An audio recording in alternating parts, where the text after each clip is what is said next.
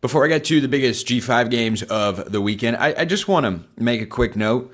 If this were the offseason, I'd pay a lot more attention and discuss a lot more about this report, rumor, whatever you call it, that Michigan could want to leave the Big Ten if private equity gets infused and all that.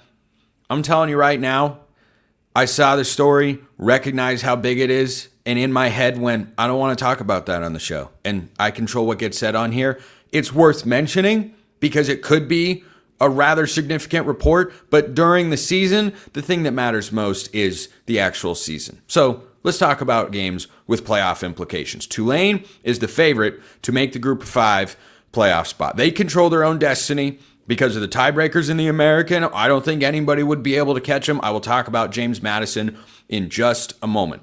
Tulane has to survive their next 2 games to make the American Championship game and have a chance to play themselves into the college football playoff. Do I think that is I'm not having that conversation today. Nope. That's an off-season sort of topic. So Tulane plays Temple this week. That is the first time I have ever mentioned Temple on this show, except to point out they're one of 2 FBS teams with the Owls, 3, that have owls as their mascots. You've got FAU, you have got Temple, and you have got Kennesaw State. They are all the Owls. So Tulane goes to play the one-time coaching destination of Matt Rule. They're a 7.5-point favorite according to our friends at FanDuel. Now, on paper, Tulane should be able to win this game no problem. What if I threw at you this notion?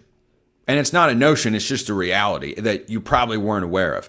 What if I told you, and I am, that Temple is at home off of a bye? Does that sound even scarier? Does it sound in late November like a game that could cause an earthquake in college football? It could. It could, and the team I'll talk about next, James Madison, would be a significant beneficiary because they could pick up their best win of the year. But Tulane doesn't need to bolster their resume anymore. They just have to avoid losing. If they do that, and we'll see how there's another crossover between these 2 teams.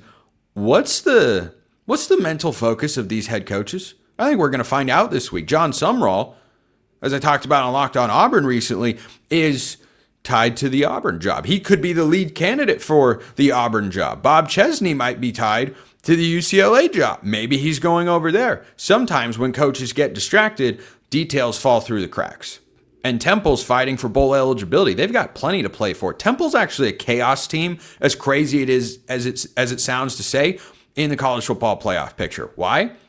Because they play Tulane this week, and then, wait for it, they play North Texas, who's also in the running for the American Championship game and college football playoff. So, talking about this particular game, Tulane's pass defense isn't very good. Now, the problem is that Evan Simon, the quarterback for Temple, has thrown for over 250 yards in just 2 games this year. The last time that he did it was against Tulsa. Now, you may remember Tulsa from the team that beat Oklahoma State. They're the first team to win in Stillwater from that program since, I think, 1951 was the year, but they're not very good. So this hasn't been a prolific Temple passing attack against a Tulane pass defense that has been really bad.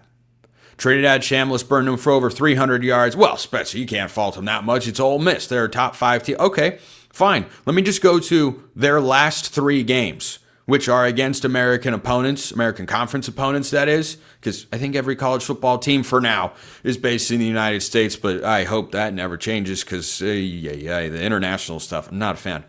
Not a fan. Like Michigan was going to play, I think it was Central Michigan over in Germany. Then they said, oh, wait, we're like 100 miles apart. Why don't we just play, maybe even closer than that? Why don't we play in the United States? And they're going to do that. So the Owls are in a position to go against this Tulane defense. And if Evan Simon has a career day, the best of the season, then Temple could make this more than just a little bit interesting. If he can't, I don't know how well the Owls are going to run on the Tulane defense. They allow 195 rushing yards a game, but Tulane doesn't do that a whole heck of a lot. But the green wave can be exploited through the air. They have allowed over 350 yards in 3 consecutive games. The Green Wave have just not had it on the back end. They need help in the secondary. But guess what?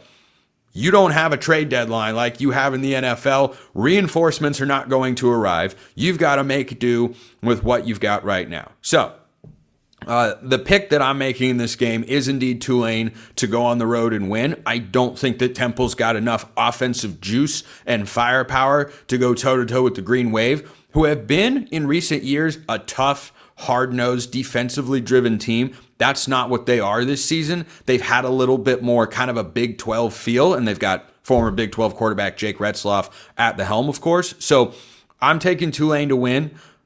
I'm not taking them to cover, though.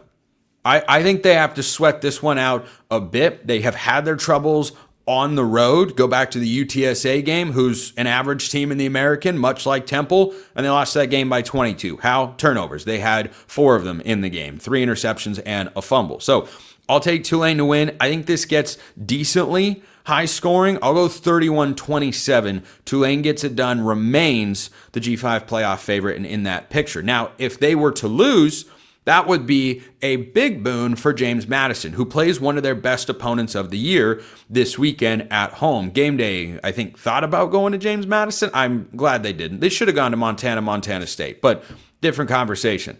How focused are the Dukes? They're 13.5-point home favorites against Washington State, but Bob Chesney, according to Rick Neuheisel, is one of the top candidates for the UCLA job. Do details slip through the cracks? Does that rumor get back to the locker room? Does that affect how driven they are to go out and win? Because they're in the mix for the playoffs, but I don't think they should be. But if they beat Washington State, who's not a Power 4 team at this point in time, unfortunately, it shouldn't be that way. That's the reality, though. Washington State has had some moments where they've gone on the road. They have been a huge underdog, and they have played a couple of games tight. They had Virginia on the ropes in Charlottesville. They had Ole Miss playing in a dogfight in the fourth quarter in Oxford. Well, this game is being played at James Madison, and Washington State has run the ball okay in the last few weeks, and they're coming off a convincing win over Louisiana Tech. Washington State has run for 125 or more in 6 straight. James Madison's defense has been completely suffocating in the Sun Belt this year against the run. 89.7 yards per game allowed.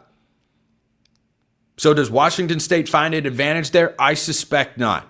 Zevi Eckhouse, the quarterback for Washington State, has thrown for under 200 yards in 4 consecutive matchups. This defense for JMU has been playing at a high level. The offense has been doing more than enough. They've been beating everybody by 2 scores or more, usually. They won last week 58-10. Zevi Eckhouse is going to have to go in there. I think Washington State has to win the special teams battle if they're going to pull an upset. I think Eckhouse has to have a career day throwing the football. Virginia hosted Washington State a while back. They were a 17.5-point home favorite and ran for 142 yards against this Washington State team. James Madison runs over everybody this year. 241 per game as a team on the ground. They have been prolific running the football. I don't think Washington State is built up front to go toe-to-toe with James Madison in this game. It will be a good win for the Dukes. It will not be the sort of win that legitimizes their record to put them ahead of Tulane, but you win, you stay in the fold, and you hope chaos ensues, and you become a big fan of the Temple Owls. So I'll take James Madison to win this one. I think they will cover as well. 31-13. I think they roll the Cougs. I apologize to my guy Alex Brink, the radio analyst for Washington State, but I think James Madison puts it on him this week. That is how we wrap today's show. Appreciate everyone listening. I'll see you next time, and until then, hope you all have a wonderful rest of your day.